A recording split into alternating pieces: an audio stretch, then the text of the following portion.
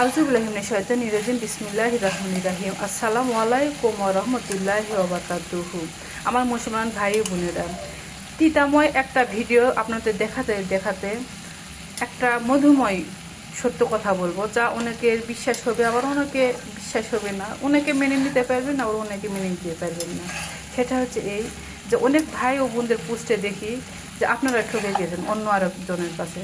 আপনি কি জানেন যে আপনি যে ঠকছেন এর জন্য আপনার একটা ন্যূনতম যোগ্যতা লাগে, যে সেটা হচ্ছে এই যে আপনি সৎ।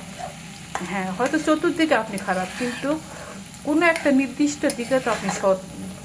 অর্থাৎ আপনার ভিতরে সৎ গুণটি রয়েছে, নেক গুণটি রয়েছে, একটি মানে একটু ভালো গুণ হলেও আপনার ভিতরে রয়েছে।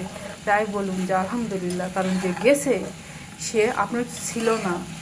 কিছুদিন আগে আমিও তো বলতাম যে হে আল্লাহ, যে ব্যক্তি আমাকে ভালোবাসে না তাকে আমার কাছ থেকে দূরে সরিয়ে নিয়ে যাও।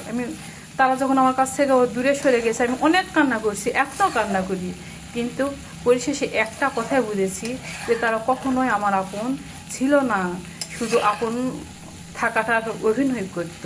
কারণ তাদের আমার দরকার ছিল, ওই যার জন্য প্রয়োজনে ব্যবহার করছে। ঠিক আছে, আপনারা কি করবেন? আলহামদুলিল্লাহ বলবেন যে আল্লাহ আপনার ভিতরে একটা ভালো নেক গুণ দিয়েছে। আল্লাহ হাফিজ।